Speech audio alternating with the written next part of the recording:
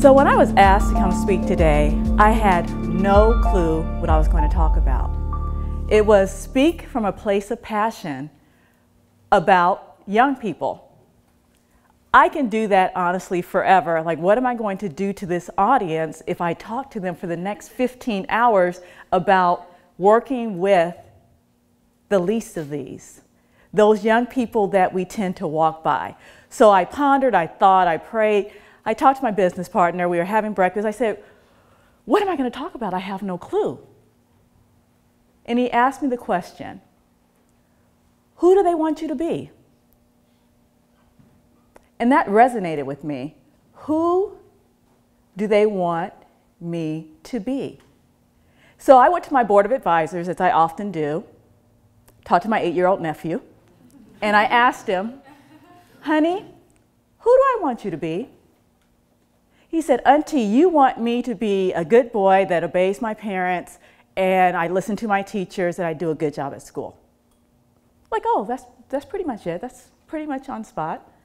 I went to my 16-year-old nephew. Honey, who do I want you to be? Auntie, you want me to go out 100%, do the best I can, to always do the right thing and keep my parents and my Nana and you in mind whenever I'm doing something. Like, 8-year-old, 16-year-old, that's pretty much, they're on point. So now I'm going to really go deep. So I went to my 19-year-old nephew, who's now an adult because they know everything, and I asked him, who do I want you to be? Like, Auntie, you want me to be a productive citizen that cares about other people and that I am passionate about the things I care about, and I'm going to do the best I can in whatever I do. Like, wow, I am 3 for 3. I rock. All of my nephews know exactly what I want them to be. Next, I went to a young man that I've had the pleasure of knowing. He is one that we would consider the least of these. His parents move in and out of homeless situations. They have some substance abuse issues. He has some significant mental health challenges. He's classified as quote unquote special ed. And I asked him, honey, who do I want you to be? And he looked at me. He calls me Auntie as well. He said, Auntie, I don't know. I don't know really what you want me to be because you say one thing, but then when I go home, my parents say something else. And I don't really think they know what they want to be, let alone being able to tell me what they want me to be. And then when I go to school, well, I'm just special ed there, so I'm supposed to be the special ed kid. And that's who they want me to be. And if I watch television, well, if I watch television, I'm supposed to go to jail, or maybe I'm supposed to use drugs. And if I listen to music, I'm supposed to be promiscuous and have lots of women. I don't know who you want me to be. And so when I thought about talking to you all today, as leaders working with the least of these are my kids.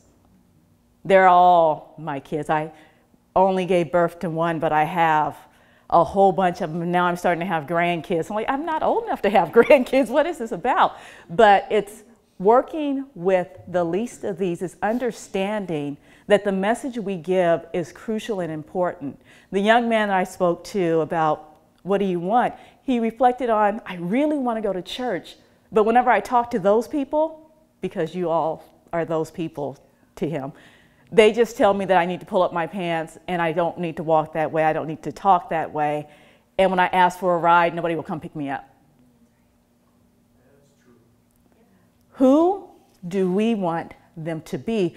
When we reflect on that question, it's giving very clear messages about what are the things we need to do. We want to deal with the event of those kids, because the same way they say that we're those people, we say they're those kids. And those kids are using drugs, they sag their pants, they wear their skirts too short, and sometimes it's a little too low cut.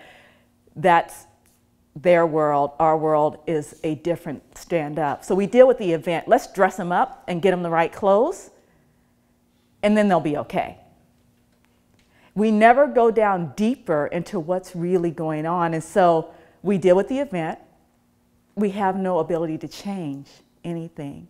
The only time we start to have opportunity to change is when we look at what are the patterns and trends that are going on. What's been happening historically in this child's life? What is the perpetual generational curses that they're living with? Because my young man, he's 15 now. In 3 years, he'll be 18 and he'll be quote unquote an adult who has not learned anything different than when he was 15 years old. So we let him out into the world and we've dealt with the event. We've dressed him up right. We've put him on the clothes and we sent him out. And we haven't dealt with, oh, there's a lot of history behind that of not knowing. And then there's some systems there.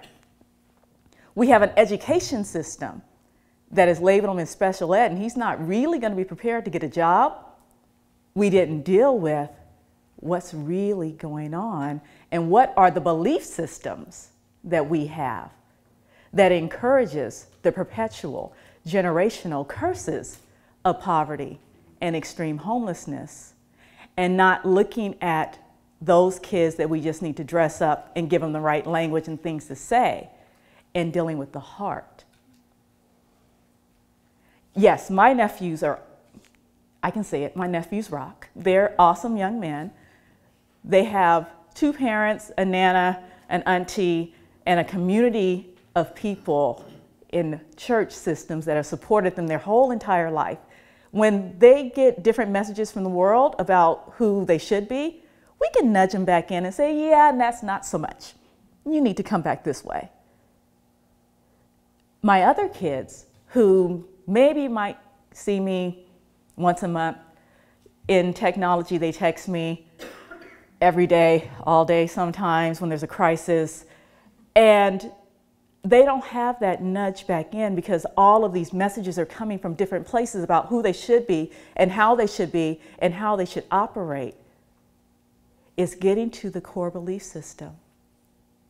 It's helping them understand that their best self may not be within the messages they're getting from other places. Their best self is something we can help them with. So as leaders, as community members, as pastors, as lay people, as business people who are just walking through, and you look at some of your staff that may have challenges, and you're wondering, they're adults, what's wrong with them? They may have been one of my kids at some point, and all that happened was they got older. Nothing different really happened, they just got older. When you consider working with the least of these, and you look around you and you're trying to see, what do I need to do to change outcomes for the least of these? The first thing is to stop dealing with the event. That's smoke and mirrors. What you need to look at is what's really at the heart of the matter. What do I believe about this person, and what do they believe about themselves? And then you ask yourself the question, who do I want him to be? Who do I want her to be? And then who am I where I can make a difference? You all have the ability to make a difference in the life of my kids.